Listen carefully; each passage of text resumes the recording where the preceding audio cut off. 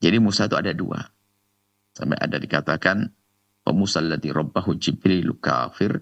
Jadi Musa Samiri ini adalah diceritakan orang yang ditinggal oleh orang tuanya, tidak ada yang merawatnya, kemudian Allah izinkan kepada malaikat Jibril untuk merawatnya hingga menjadi besar. Sehingga ini adalah termasuk kekhususan cara Allah menunjukkan kepada kita bahwasanya orang di bawah didikan sesuatu yang sangat baik pun bisa menjadi tidak benar.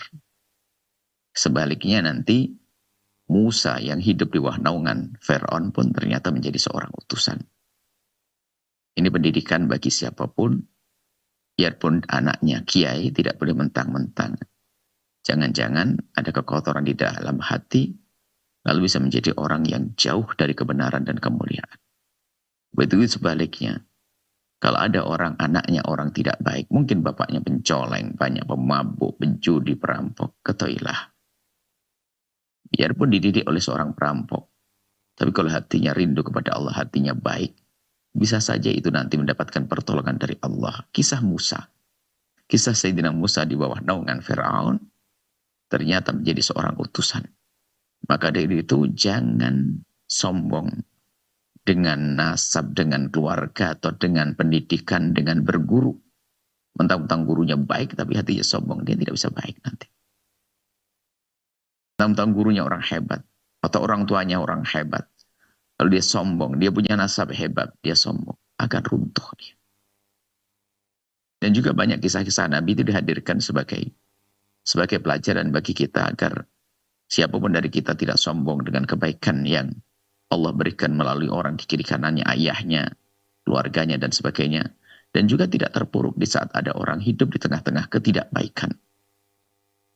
Nabi Nuh pun punya anak yang jauh, yang meleset. Padahal dididik oleh Nabi Nuh. Makanya jangan sampai ada di antara kita punya kesombongan, biarpun anaknya. Itu anaknya Nabi menjadi bisa sesat. Apalagi anak seorang kiai jika dididik dengan kesombongan. Ya, Nabi Nuh didik dengan serius, tapi dibuat seperti itu tentunya agar kita semuanya ini waspada.